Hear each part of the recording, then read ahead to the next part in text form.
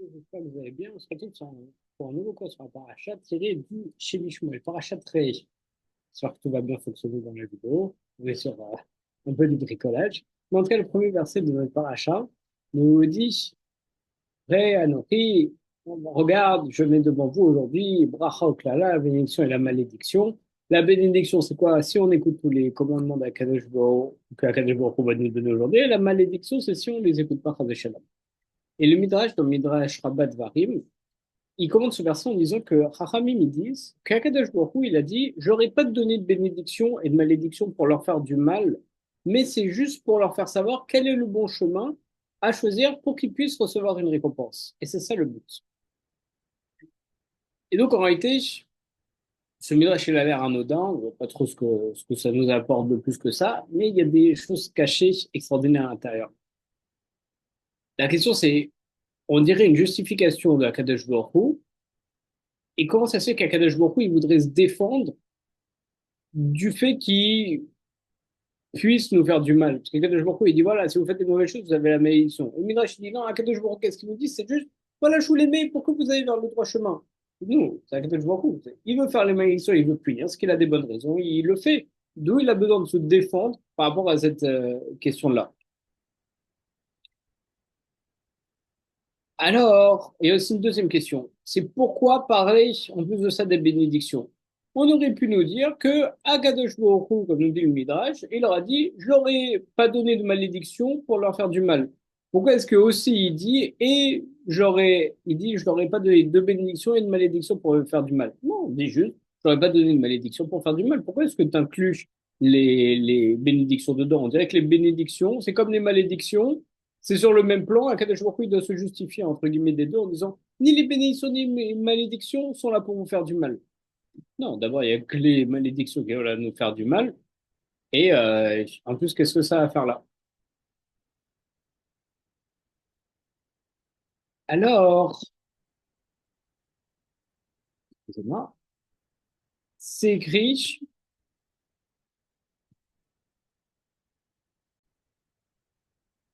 là-dessus du Midrash, il y a marqué que Rabbi Chagai il nous a dit qu'Akadosh Baruch Hu, il nous dit, je vous ai pas simplement donné deux chemins à suivre, le bon et le mauvais, mais je me suis comporté envers vous au-delà de la stricte justice et je vous ai dit de choisir à la vie. Donc là, qu'est-ce que ça veut dire? On a l'impression que lorsqu'Akadosh Baruch Hu, il nous dit tu choisiras la vie, alors Akadosh Baruch Hu, il se comporte au-delà de la stricte justice, il finit Meshurat Adim, comme si Akadosh Baruch Hu, il nous disait j'ai été clément envers vous et je vous ai dit de choisir la vie. En quoi ce conseil, c'est une marque de clémence? On voit pas c'est quoi l'intérêt. Bien entendu que tout le monde va choisir la vie. Il y a personne de saint d'esprit qui va choisir l'autre côté de la vie. La mort, Chas v'Shalom. Non. Donc en quoi est-ce que c'est aller au-dessus de la stricte justice de nous dire tu choisiras la vie? Alors, pour répondre à toutes ces questions, le Shimi Shmuel, il s'appuie sur un commentaire du Harizal, sur un verset de Bereshit. On voit que lorsque Akadosh Baruch Hu, il met en garde Adam et Rishon de ne pas manger de l'arbre de la connaissance du bien et du mal, il lui a dit, parce que le jour où tu en mangeras, tu vas mourir. Et le Harizal, il nous dit que puisque c'est sorti de la bouche d'Akadosh Baruch Hu, alors inéluctablement, il va le faire. Inéluctablement, Adam Rishon, il va manger, inéluctablement, il va mourir. Et là, on a un gros problème sur le libre arbitre, puisqu'on voit que si Akadosh Baruch Hu, il dit quelque chose, même si c'est une sorte de théorie, c'est si tu manges, c'est une conditionnelle, si tu manges, alors tu mourras. Mais étant donné qu'Akadosh Baruch Hu, il a parlé de cette possibilité, alors cette possibilité, elle va avoir lieu. Donc à ce moment-là, c'est un gros problème, parce que ça a un gros problème avec le libre arbitre. Alors, le Harizal, justement, il sous-entend que c'est pas un avertissement, mais c'est plutôt une sorte d'information. Hachem, il nous informe qu'Adam Arishon, un jour ou l'autre, inexorablement, il faudra. Et on dirait que donc il n'avait pas le choix. Il devait forcément fauter. Et d'un autre côté, on a le problème du libre arbitre. S'il devait forcément fauter, alors il n'a pas de libre arbitre. Et donc, comment ça marche ces deux choses-là? Et en plus de ça, s'il n'a pas de libre arbitre, il a fauté, c'est-à-dire que c'est voulu par Akadosh Baruch Hu, c'est voulu par Akadosh Baruch Hu. Comment est-ce qu'Akadosh Baruch Hu, il peut lui en vouloir d'avoir fauté alors que c'est Dieu lui-même qui l'a voulu et qui l'a prévu? Et donc, le Shimishman, il nous dit que non. En réalité, on a bien entendu le libre arbitre. Et un jour ou l'autre, il va fauter. Mais en fait, à chaque instant, il a le choix entre fauter ou ne pas fauter. Et le jour où il choisit de fauter, il a fait de son plein gré. Il avait le total libre arbitre et il a déclenché la punition et il a amené la mort dans le monde. C'est un peu comme un jeu d'échecs, pour essayer de comprendre ce qu'est le libre arbitre. C'est un jeu d'échecs. Quelqu'un a un total amateur qui joue face au meilleur du monde. Alors l'amateur, il a le libre arbitre, il peut bouger ses pions n'importe où. Mais le champion du monde, s'il veut emmener l'amateur quelque part et pour le gagner, alors il arrivera à le faire emmener d'une manière ou d'une autre. C'est comme ça aussi que marche le libre arbitre. Mais on a quand même un petit problème avec cette explication parce que ça montre que oui, ok, chaque instant il a un libre arbitre, peut choisir de fauter ou pas fauter. Mais au final, il est condamné à fauter. Et c'est inéluctible, il est condamné à fauter. C'est-à-dire, il peut se démener à droite à gauche, mais au final, il va fauter. Donc, au final, c'est pas vraiment du libre arbitre, parce qu'au final, il est obligé de fauter. Alors, on laisse cette question pour l'instant en suspens, on la verra tout à l'heure. Mais en se basant sur ce que nous a dit le Harizal, le Shemishmo, il interprète le verset Tu choisiras la vie comme une affirmation inéluctable du coup. Hachem, il informe le peuple d'Israël que au final, on choisira la vie. Ça veut dire, c'est quoi la vie? C'est la Torah ou mitzvot, Torah Traim, la Torah de vie. Et si c'est pas cette génération qui choisit la Torah et les mitzvot, alors ça sera celle d'après. Si c'est pas celle d'après, c'est celle d'après. Pourquoi? Parce que c'est sorti de la bouche d'Akadosh Baruch Hu, et si c'est sorti de là, alors ça arrivera inévitablement. Et de la même manière qu'Adam Rishon a été puni pour avoir consommé le fruit de la connaissance, et encore une fois, ça n'a pas été décrété, ça a été décrété qu'il en mangera, mais ça n'a pas été décrété à quel moment il en mangera, ce qui fait qu'il peut toujours se battre pour ne pas en manger. Alors le peuple juif, il sera récompensé pour avoir choisi de suivre les mitzvot, car même s'il peut en être autrement, au moment où il va décider de faire Torah aux mitzvot, tout le peuple aura décidé de pas les suivre et laisser une autre génération lui mérite de faire le bon choix. Donc, on voit que Adam Arishon, même si, d'après l'enseignement de base du Harizal, même si il était condamné à faire, il a quand même été puni parce que c'est un moment où il a choisi de le faire. C'était un choix. Il pouvait le faire ou il pouvait ne pas le faire et repousser à plus tard. De la même manière, lorsque nous, on va choisir Torah Mitzvot, alors c'est quelque chose de prévu par Akadosh Baruch Hu, donc si c'est prévu, on devait dire, bon, on ne devrait pas avoir de récompense. Mais non, de la même manière que pour Adam Arishon, alors nous, même si c'est prévu, on aura quand même une récompense à la fin. Et donc, là, on arrive à résoudre nos questions. Parce que en disant que le peuple juif va choisir un jour ou l'autre la vie, c'est-à-dire une vie conforme à Torah ou Mitzvot, alors, Akadosh Baruch Hu, il affirme par là qu'il a imprimé à l'intérieur de chaque juif cette tendance à vouloir s'attacher à lui, comme s'il donnait au peuple juif un avantage dans son combat entre le bien et le mal. Et ça, c'est connu. Que on a d'abord, c'est écrit dans l'Alma, que si on devait faire face au Yetzirah sans l'aide d'Akadosh Baruch Hu, on n'y arriverait jamais. Et Akadosh Baruch Hu nous a donné une tendance supérieure à faire le bien pour pouvoir justement, grâce à cette aide-là, combattre le mauvais penchant. Et d'où ça vient cette tendance supérieure? Ça vient au fait qu'Akadosh Baruch Hu, il a décrété en disant tu choisiras la vie. Ce fait qu'on a un pattern intérieur de base qui nous pousse à faire la vie. Et c'est en ça qu'Akadosh Baruch Hu, il se met au-delà de la stricte justice.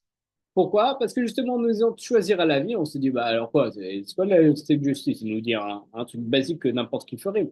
Non, parce qu'en nous disant ça, en fait, il inculque en nous comme quoi on va choisir la vie, et donc il nous donne comment dire, une avance sur le Yetzer Hara et sur la manque pour pouvoir gagner.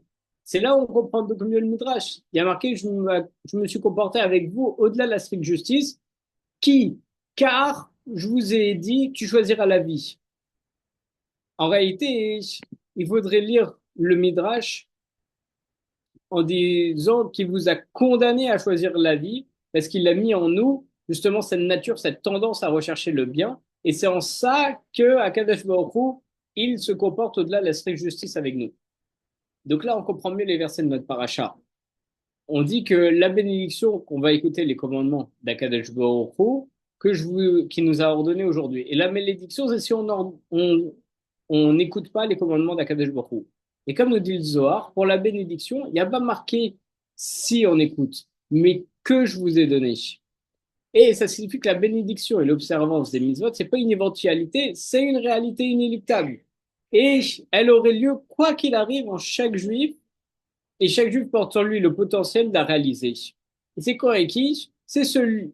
Ça, on ne sait pas qui méritera, quand est-ce qu'il méritera, qui prendra la Torah, qui prendra pas la Torah.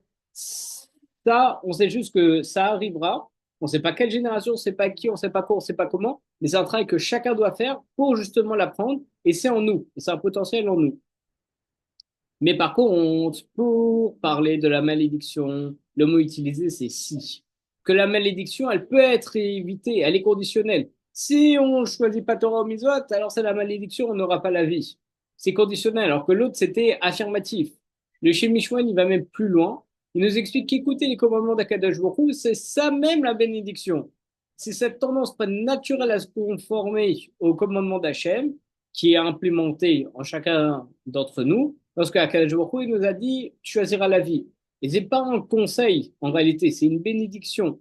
C'est un peu comme un enfant prodige qui aura un QI absolument extraordinaire et qu'il a le potentiel en lui de base de faire des grandes choses sans pour autant être sûr qu'il utilise ce potentiel. Et c'est ça son mérite. C'est comme un virtuose du piano. S'il a jamais essayé le piano, alors il a le potentiel en lui, mais il n'a jamais utilisé. Ce qui est dommage. C'est pour ça qu'il faut faire, parce qu'on a ce potentiel, on sait qu'on a ce potentiel pour faire Torah au mitzvot et pour réussir là-dedans et pour avoir la bénédiction et donc la vie. Et à travers cette analyse, le Shemishwan, il va élucider les premières questions. On a dit comment est-ce qu'on peut envisager que Kadosh Baruch Hu, il nous veuille du mal et comment et pourquoi on précise que non seulement les malédictions, mais aussi les bénédictions, elles auraient pour objectif de nous faire du mal, Chazé Shalom. Alors, c'est écrit dans Masran Megillah au Daf Chafrei Amud Bet, où on parle de la nécessité au nom de devoir traduire les passages en araméen qui sont dans la Torah, qui sont par rapport au, excusez-moi, de traduire les passages de la bénédiction et de la bénédiction en araméen. C'est, c'est un moment dans la Maseret Megillah où justement c'est écrit que on a l'habitude à l'époque où le Baal Koré à la Torah, il y a un verset et après il y a un Métorgaman, un traducteur qui traduisait en araméen. Comme ça tout le monde comprenait. La question, c'est est-ce qu'on doit faire ça aussi pour le passage des bénédictions et des malédictions? Alors, justement, la Gemara s'interroge sur la nécessité de traduire ça parce que on a peur qu'en traduisant ces versets, le peuple il va comprendre parfaitement la signification, il va faire les mitzvot que par peur d'être puni ou par désir de récompense, comme nous dit Rashi. Si on comprend justement très bien ce texte, on se dit, bah, attends 2 secondes. Là, en fait, si je fais les mitzvot, alors j'aurai la vie. Alors je vais faire les mitzvot pour avoir la vie. Ou bien si je fais la vérote, je vais avoir la mort. Alors je vais faire les mitzvot par crainte d'éviter la mort, pour pas avoir la mort. Mais dans ce cas-là, on fait plus rien des Shem Shamim, on fait plus les mitzvot pour les mitzvot, on fait juste parce qu'on veut une récompense ou parce qu'on veut éviter une mauvaise chose. Alors, c'est ça ce que signifie le Midrash. Lorsque Kadosh Baruch Hu, il nous dit, je leur ai pas donné les bénédictions et les malédictions pour leur faire du mal. Pourquoi? Parce que pour dire que s'ils respectent mes commandements par désir de bénédiction ou par crainte des malédictions, alors oui, c'est leur faire du mal. Pourquoi? Parce qu'ils vont me servir par intérêt. Et donc, ça sera pas la plus belle des façons de faire la mise. Mais justement, non, c'est pas le cas. Et je vais les pousser à, justement, en implémentant eux, à faire les commandements parce qu'ils m'aiment et parce que j'ai mis en eux ce désir de m'aimer. Et Akadosh Baruch Hu, il poursuit en disant pour leur faire savoir le bon chemin à suivre afin de recevoir une récompense. Autrement dit, je sais qu'ils s'attachent à la Torah de façon désintéressée parce que j'ai implémenté en eux ce désir de m'aimer et il n'y a pas lieu de craindre qu'ils respectent mes commandements dans le but d'avoir des brachot, ni d'éviter les clalotes, mais je veux tout de même faire savoir que c'est le bon choix et que ça va déclencher une bénédiction, même une récompense, même ils n'ont jamais recherché cette récompense. Et c'est que d'ailleurs la conclusion de l'Agmara qui nous dit qu'on peut traduire ces versets parce qu'on n'a pas la crainte que les Juifs ils se conforment à la volonté d'Akadosh Baruch Hu juste par intérêt. Et à la lumière de l'analyse du Shir Visuel, on comprend mieux la conclusion. Cette conclusion, parce que en disant tu choisiras la vie, et donc en plantant en nous ce désir de se rapprocher d'Akadosh Baruch Hu, Hachem il permet au peuple juif de servir par amour et pas par intérêt. Et chaque juif, il a en lui ce potentiel. La question, c'est ce qu'il va le réaliser. Et c'est là où on a le libre arbitre. Mais quoi qu'il en soit, un jour ou l'autre, on fera Torah au mitzvot et on réalise ce potentiel. Pourquoi? Parce qu'Akadosh Baruch Hu, il nous l'a promis en nous disant tu choisiras la vie. Et ça, c'est le commentaire de chez Michouen. Maintenant, pour revenir à la question qu'on s'est posée sur le Harizal, par rapport au fait que si Adam Harrison était condamné à manger le fruit défendu, est-ce qu'il avait vraiment le libre arbitre? Alors oui, le chez Michouen, il a essayé de résoudre cette question en expliquant que rien ne l'obligeait à fauter au moment où il a fait le choix. Il a fait en toute connaissance de cause et il était contraint par rien. Donc il avait la possibilité de ne pas fauter. Mais encore une fois, cette réponse, elle est un peu frustrante parce qu'on a compris que c'était sa destinée, il était destiné à fauter. Alors, le Rav Béar, il propose différentes pistes pour résoudre ce problème. D'abord, il dit que on peut dire que c'est pas Adam Arishon en tant qu'individu en soi, mais c'est l'humanité d'une façon générale qui est représentée par Adam Arishon, qui était contrainte un jour ou l'autre de fauter. Donc, en réalité, Adam Arishon, il aurait pu ne pas fauter du tout durant toute sa vie, et tout serait allé bien. Et ça aurait été quelqu'un d'autre dans les générations qui viennent par la suite, les descendants d'Adam Arishon, quelqu'un qui aurait fauté. Mais donc, il y a le libre arbitre, parce qu'on peut dire, non, moi, je ne vais pas fauter. Et donc, quelqu'un devra fauter un jour, mais c'est pas moi, et c'est ça mon libre arbitre. Et ça, justement, ça s'inspire du Rambam, qui dit par rapport au libre arbitre dans le Chot Shuvah, dit que le libre arbitre, il est total, et il faut pas dire comme les non-juifs et les ignorants qui disent quand même il peut être sadique au rachat dès la naissance. Non, dans la Torah, il y a un verset qui contredit le principe de libre arbitre apparemment, mais beaucoup se trompent dans l'interprétation de ces versets. Par exemple, lorsque Moshe Rabbeinu, avant de mourir, est dit ce peuple va se lever et se tourner vers des idoles, on a l'impression que c'est un décret, une sorte de décret qui fait Moshe Rabbeinu, à Tzadik Gozer, le Tzadik qui fait un décret et ça s'applique. Et donc on dirait que c'est Moshe Rabbeinu qui dit un jour ils vont se retourner comme des idoles. On dit ah ben voilà, encore une fois, ça nous retient le livre à 8, Moshe Rabbeinu, il a décrété ça. Mais en réalité, pas du tout. Parce que Moshe Rabbeinu, il n'a pas dit cette génération va fauter ou tel individu va se retourner vers les idoles. Non. Il a dit un jour ça va arriver. Donc, de la même manière euh, qu'Akadosh Baruch Hu, où il nous dit voilà, un jour quelqu'un va fauter. Je dis pas que c'est toi, tu peux le faire, tu peux ne pas le faire, etc. Mais justement, c'est ça la conduite du monde et un jour ça arrivera. Il y a des Réchaïm, il y a des Tzadikim, il n'y a aucune justification à faire partie des Réchaïm parce que c'est un choix à faire. On peut tous faire partie des Tzadikim et tout ira bien dans notre vie.